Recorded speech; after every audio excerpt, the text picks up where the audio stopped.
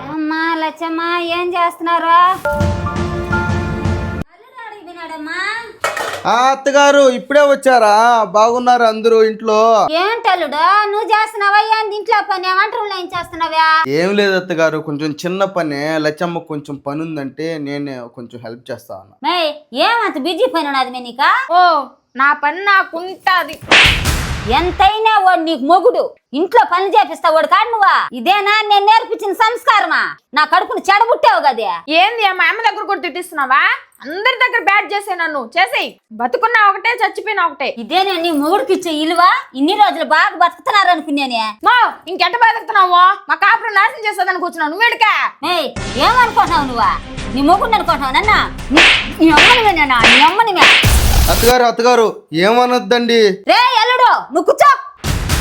కూతురు అల్లుడు బాగున్నారనుకుంటే దాన్ని మాత్రం ముదిగాడం చేసి ఎత్తులు పెట్టుకున్నావు కదరా. నువ్వు పనులు చేస్తా ఉంటే ఇది మాత్రం కూర్చోనది. దీనికి ఎంత కొవ్వు.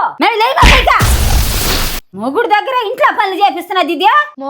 రోజు ఆఫీస్ పని ఇద్దరం కలిసి చేసుకుంటామ్మా. ఇద్దరం సమానంగానే సంపాదించుకుంటామమ్మా. అలాగే ఇంట్లో పని కూడా సమానంగా చేసుకుంటే తప్పే ఉంది మా.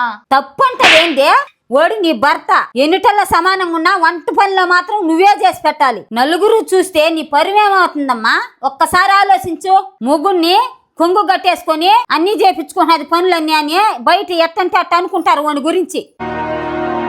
తలకలు పోసుకొని దేవుళ్ళకి మొక్కేస్తే నిన్నెవరు పట్టించుకోరు. ఇప్పుడున్న సమాజంలో నువ్వు ఒంటి నిండా బంగారు వేసుకొని తిరిగినా నిన్నెవరు పట్టించుకోరు. భర్త లేకుండా కొన్ని కోట్లు డబ్బున్నా దానికి ఇలువ ఉండదు. ఒక్కసారి నుదుట కుంకుమ పెట్టి నీ మొగుడుతో బయట అలా తిరిగి చూడు, నీకెంత ఇలువిస్తుందో సమాజం. పెద్దలు ఊరికేనే అనలేదమ్మా, పతియే ప్రత్యక్ష దైవం అని. అమ్మా నాకు అర్థమైందమ్మా.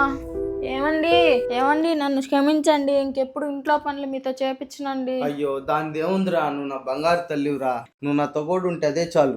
అదే మా తమ్ముడుగారం గారువా, అది నెత్తిన ఎక్కువ కూర్చుంటాది. అక్క రేపు నేను పెళ్లి చేసుకుంటే నా పరిస్థితి ఇంతేనా? భర్తను ఎప్పుడు తక్కువ చేసి చూడకూడదమ్మా.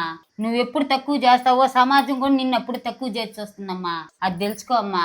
సరేగానే మాతో మాట్లాడి అలసిపోయినావు. నీకేం చేయమంటావా? చికెనా మటనా? ఏదో ఒకటి చేయబోనాయనా.